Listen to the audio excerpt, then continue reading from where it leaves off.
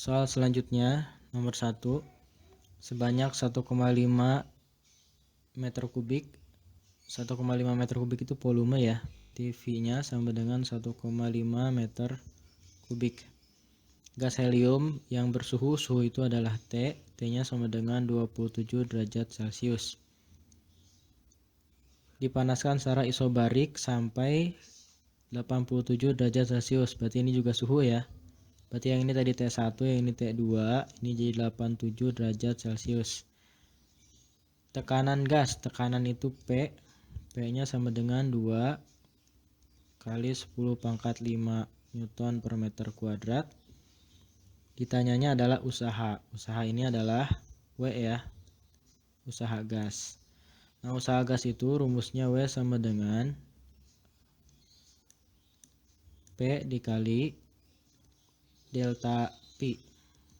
W itu rumusnya P dikali delta P. P-nya udah ada ya. Delta V. P-nya ini udah ada 2 kali 10 pangkat 5. Delta V itu, delta artinya perubahan, berarti V2 dikurangi dengan V1. Nah, di soal ini baru ada 1 V nih. Nah, berarti kita cari dulu V2-nya ya. Kita cari V2-nya pakai rumus yang P1V1 per T1 sama dengan P2 V2 per T2. Di soalnya ini ada keterangan isobarik. Kalau isobarik itu berarti tekanannya tetap. Berarti P-nya kita coret. V1-nya ini 1,5 dibagi dengan T1-nya ini 27 ya. Tapi jangan lupa ditambah 273. Kita harus dalam bentuk Kelvin ya, ditambah 273 jadi 300. Ini V2-nya mau kita cari buat masukin ke sini. T2-nya juga ini dalam Kelvin ditambah 273. 87 tambah 273 itu 350 ya. 360 ya, 360. Ini bisa kita coret nolnya ya, nolnya bisa kita coret 1. 30 dibagi 15 itu 2 ya. Tapi ini 30 dibagi 1,5, berarti ini bisa kita coret jadi 1, ini jadi 20. Tinggal dikali silang ya. Berarti 36 dikali 1 36. 36 sama dengan 20 V2.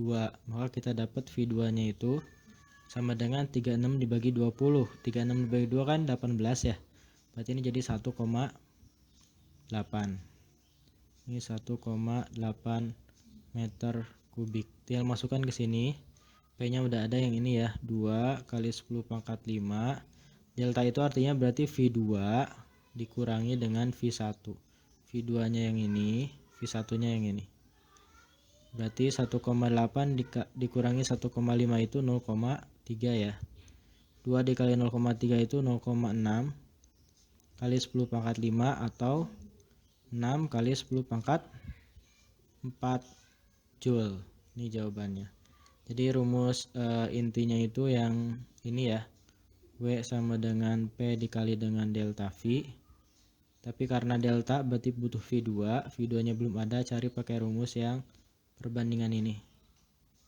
Ya, cari pakai perbandingan. Kemudian soal yang nomor 2.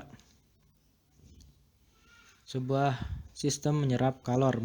Menyerap berarti Q-nya itu positif 146 Joule. Pada waktu bersamaan sistem tersebut melakukan usaha. Usaha itu adalah W. W-nya sama dengan 150 Joule. Tentukan perubahan energi dalam. Energi dalam itu delta U. Nah, ini tinggal pakai rumus hukum termodinamika ya. Delta U itu sama dengan Q min W. Ini rumus termodinamika, hukum termodinamika. Delta U sama dengan Q min W. Tinggal kita masukin Q-nya 146 min W-nya 150. Berarti delta U-nya itu sama dengan minus 4 Joule. Minus itu artinya berarti dia perubahannya itu makin kecil ya. Kemudian soal yang selanjutnya nomor 3. Suatu lemari es mempunyai suhu paling rendah. Suhu paling rendah itu, suhu itu T ya. Kalau paling rendah itu berarti T2. untuk yang mesin lemari es ini ya. T2 nya itu minus 15 derajat Celcius. Jika suhu di luar lemari es, berarti ini T1 sama dengan 28 derajat Celcius. Jadi kalau misalkan soal lemari es atau mesin Carnot nih ya, T1 itu suhu yang tinggi, T2 itu suhu yang rendah. Tentukan koefisien daya guna. Koefisien daya guna itu Kp, koefisien performa atau koefisien daya guna. Kp itu rumusnya T2 dibagi dengan T1 min T2. Ini tapi harus dalam Kelvin ya. Berarti yang si T2 ini yang ini minus 15 ditambah dengan 273. Jadi saya tulis di sini ya. T2 nya kalau kita ubah ke Kelvin jadi minus 15 ditambah 273 atau boleh juga 273 dikurangi 15 ya. Ini dapatnya 258 Kelvin. Kemudian yang ini juga ya. T1 nya kita rubah ke Kelvin, 28 tambah 273 itu 301 Kelvin ya. Berarti ini dapat 258 dibagi dengan 301 dikurangi 258. Ini 258 dibagi dengan 301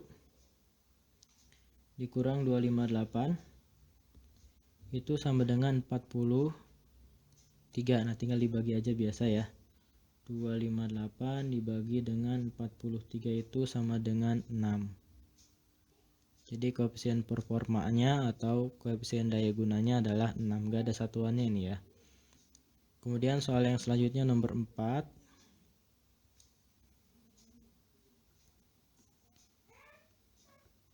Sebuah mesin Carnot mula-mula dioperasikan dengan suhu kedua tandon masing-masing 27 dan 400 Kelvin. Nah, 27 ini kan dia kalau ke Kelvin jadi 300 ya, tambah 273.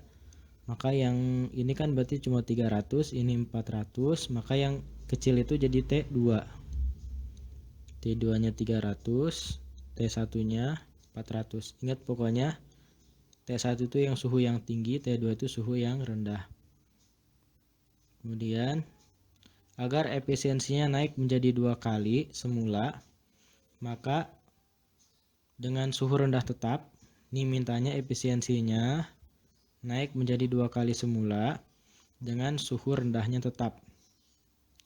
Suhu tandon kalor bersuhu tinggi harus dinaikkan menjadi, ditanya adalah suhu yang tinggi, berarti T1 nya harus jadi berapa biar efisiensinya jadi 2. Nah, rumus efisiensi itu sama dengan T1 min T2 per T1 kali 100%. Kita cari dulu efisiensi yang pertama sesuai dengan angka yang di sini ya. Kita dapat efisiensinya T1-nya itu 400 dikurangi T2-nya 300, tadi udah kita rubah ke Kelvin, dibagi dengan T1 400 dikali dengan 100%. Ini bisa kita coret nolnya ya. Ini ada 02, ini ada 02, habis 400 dikurangi dengan 300 itu sama dengan 100 ya.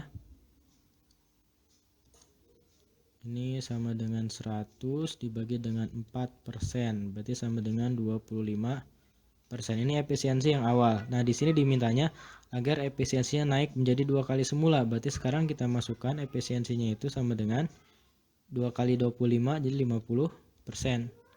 Dan suhu rendahnya tetap. Suhu rendah itu T2-nya nggak berubah, ditanya adalah T1. Kita masukkan ke rumus yang ini juga sama. Tapi efisiensinya kita ganti jadi 50%, berarti 50% sama dengan T1-nya mau kita cari, T1 yang setelah diubah ya. T2-nya katanya suhu rendahnya tetap, berarti T2-nya kita tetap masukkan 300 dibagi dengan T1-nya mau kita cari kali 100%. Ini bisa kita coret ya. Pertama persennya bisa dicoret, kemudian 50 sama 100 juga bisa. Ini 1, yang ini 2, tinggal kita kali silang. Berarti T1 dikali ke sini ya, T1 sama dengan, ini ada 2 dikali T1 berarti 2 T1 min 2 dikali 300 berarti 600. Ini kita pindah 600-nya ke sini ya. Jadi 600 sama dengan ini 2T, ini kan jadi ke sini jadi min ya. 2T 1 min T1. Berarti kita dapat nih 600 sama dengan 2 dikurangi 1 ya T1. Jadi jawabannya T1-nya sama dengan 600 Kelvin. Jadi awalnya 400, kalau awalnya 400 efisiensinya cuma dapat 25, kalau pengen efisiensinya di 2 kali jadi 50, maka T1-nya harus diubah menjadi 600 Kelvin.